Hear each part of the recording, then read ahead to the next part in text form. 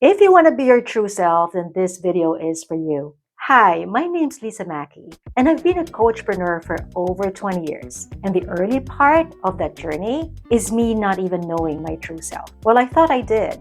I projected a very confident image on the outside, but I was feeling so empty on the inside. A major crisis opened my eyes to the realization that I barely knew myself. That was the beginning of my journey back to my true self. In this video, I'm going to share with you the phases I went through that will also help you with yours. But before I do that, I'd love for you to subscribe to this channel just in case you're not subscribed yet. And I'd appreciate it if you give this video a like so it will be shown to more people like you. So phase one is what I call the signs. So let me give you first a background of who I was then. So I was a divorced, single mom to 2 boys when I started my business. I was very committed, driven, well put together, very disciplined. I went to the gym like 3 to 4 times a week. And I was very careful about my reputation. Yes, I was partying a lot during those days, but I made sure that wherever I was very careful about my actions and how it would reflect on me and my business. So that's how professional and disciplined and committed I was even back in the days. And I was highly respected. Everywhere I went, people just respected me. So my business really became a source of stability for me. But deep inside, I was empty. I felt that something was missing. And I just kept ignoring it. In fact, when things start getting harder for me, like I would feel empty or just feel out of peace, I would always blame other people for it. Blame my ex-husband, blame my dad, instead of looking at the signs as signals that something needed to change inside of me, that there was something wrong inside of me. I just ignored it, or again, blamed other people for it. I guess it was so painful for me to deal with it, and I was also so busy. So the signals actually pushed me farther away from finding my true self. But those signs were there for me to actually look deeper into myself, that something was not right.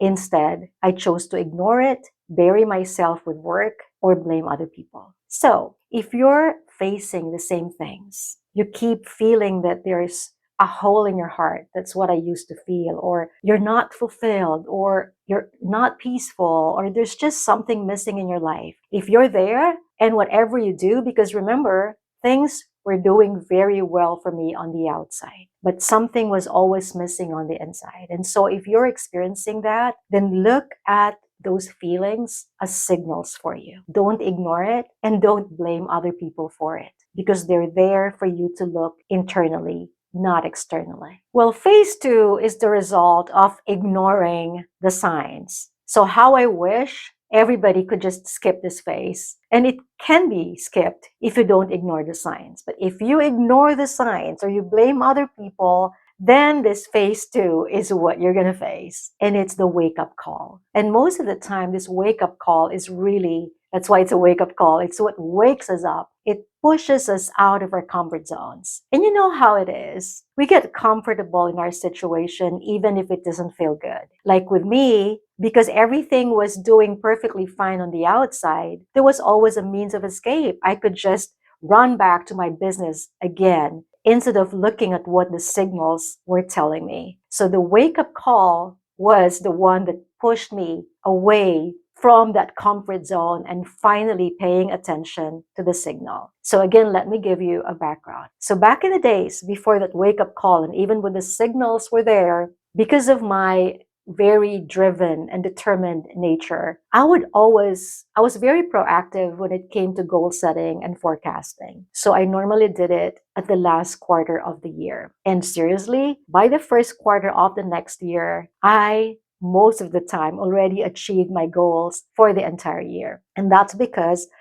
I was able to tap into clients, like big accounts, who either paid me in advance for a 1-year engagement with me or paid me monthly for a retainer fee. So that's how good it was back then. So I already had 2 clients that I was working on. It was really 2 huge accounts that would make me comfortable for the entire year once I closed those sales. And so everything was already on the negotiation table. One was a manufacturing company, and the other one was a huge publishing company. The only thing that was lacking was the contract, but they were already holding on to the contract. All I was waiting for was the signature of the decision maker. So look what happened. The manufacturing company all of a sudden had a huge labor strike, that they had no choice but to put everything on hold, including the project that I was supposed to do for them. The other one, the publishing company, the decision maker,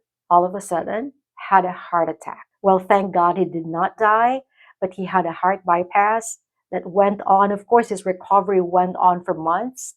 And it was so unprofessional of me if I would just go to the hospital and make him sign the contract, right? So that was also put on hold. Well, anyways, my business became my rock during that time. I told you it became my source of stability. And it was always the place that I would run to. Every time I felt those signals, I would just run to my business, ignore what was going on, or as I've said earlier, blame other people for it. Like, it's not my fault and I have my business, I'm happy with it. But for the first time, my business, my rock was shaken. And I had no choice but to pay attention to those signals, because this time around, there was nowhere to turn to, nowhere to run to. I couldn't brush things under the rug. I couldn't ignore them. I couldn't blame anyone for it. So it created lots of fears in me, lots of uncertainties. Like, all of a sudden, I had to face the reality that something was not right. I really felt so helpless.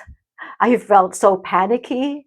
It's like I was already going through a lot of emotional turmoil that I was ignoring and avoiding. And then here came the big shaking up. It definitely woke me up. So phase 3 is the realization. So the fear and panic I felt could not be ignored anymore. There was no way out. It was really a matter of life and death for me. I cannot lose that business. If I lose that business, at that time I was thinking, if I lose this business, what's going to happen to me? What's going to happen to my sons? I had full custody of my sons.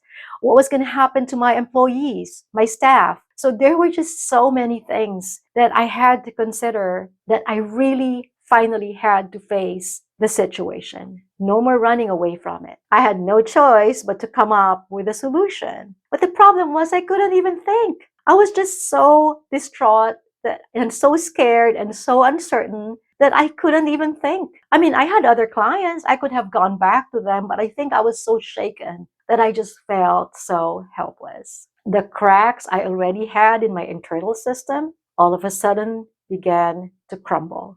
That's when I realized that I needed help. This realization that you need help is actually your first step towards your journey back to your true self. Without this phase, you wouldn't even begin to discover who you really are. Well, my cry for help led me to the self-help section of a bookstore. I saw this white little book that had like a red and gold emblem, and the title drew me. Do Less, Achieve More by Chin-Ning Chu. But anyways, I just felt like the book was what I needed to read. I mean, do less, achieve more. I guess I was so stressed out that the title Do Less and Achieve More spoke to me. So I purchased the book and went home. And I started reading it when my 2 boys were already asleep. So I flipped open the book. Instead of starting from the beginning or looking at the back, I just flipped it open. As I've said, I just felt so helpless. So I flipped open the book, and guess what? The chapter, or the title of the chapter, was Surrendering to the Divine Will. I broke down. I broke down because I realized that I really needed to surrender. So I cried out to a God I barely knew and said, teach me how to surrender. Which brings me to the next phase, which is the surrender. So those words, surrendering to the divine will, really hit me so hard that I finally surrendered. And one thing I know about God is when we're serious about changing, then He also gets serious with us. So that cry for help, when I asked Him to teach me how to surrender, opened the door for me to discover my true self. And what I thought was just an answer and a solution to my business problem was actually the beginning of my healing process. In that journey, I realized how deep my unresolved issues were. I mean, I didn't even know it was that deep. I didn't realize that I buried all my hurts and pain, and I built my life, rebuilt my life, and built my business on that. I told you earlier that my business became my rock. And without that rock being shaken, I wouldn't even have seen what was beneath that rock. Unresolved issues that were so deep. This phase of finding my true self unearthed and pulled out those unresolved issues. And boy, that was painful. But I look at it though as a band-aid covering a very infected wound, and it's been there forever. Pulling off that band-aid is definitely painful because it's already sticking to your skin, right? But what would you rather do? Pull that band-aid slowly and enduring the pain while you're pulling it off slowly? Or would you rather that you just pull out that band-aid as quickly as you can? And so that's the reason why I endure the pain, because I was like, I just want to get it done over with. As painful as it was definitely rewarding. And through that process, I became a better version of myself, a better coach, a better entrepreneur, because the real Lisa resurfaced. So when you reach this phase, stick to it. Don't run away.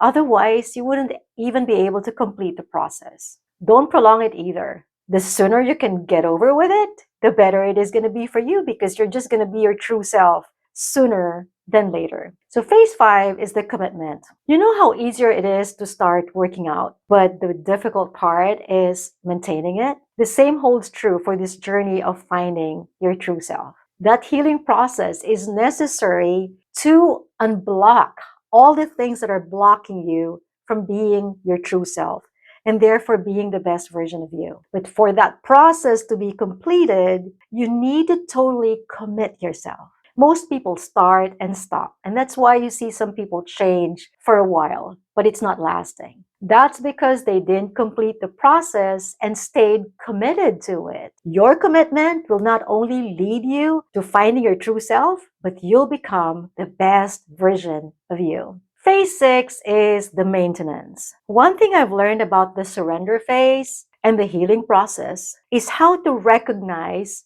those feelings that are connected to our unresolved issues. Some issues are just deeper and would take longer to heal, and many will continue to resurface. And through a maintenance program, you'll be able to deal with those issues when they come out to the surface. And as you continue in your maintenance phase, you'll be so good at it until one day, what used to make you angry is not there anymore. You wake up just feeling so much at peace with yourself. And that's just one of the so many rewards you will get. Your true self is the you that God created you to be. I want to help you find that person so you can be the best version of yourself. So thank you so much for watching this video. Again, if you're not subscribed to this channel, go ahead and hit that subscribe button and the bell so you'll be notified of every video I post. And if you really are serious in finding your true self towards the achievement of whatever goals you may have, whether it's business, it's life, it's relationships, it's career, then I have something more detailed for you. Go check the video description for a new training program I've created just for you. Again, thank you so much for watching. See you at the next one.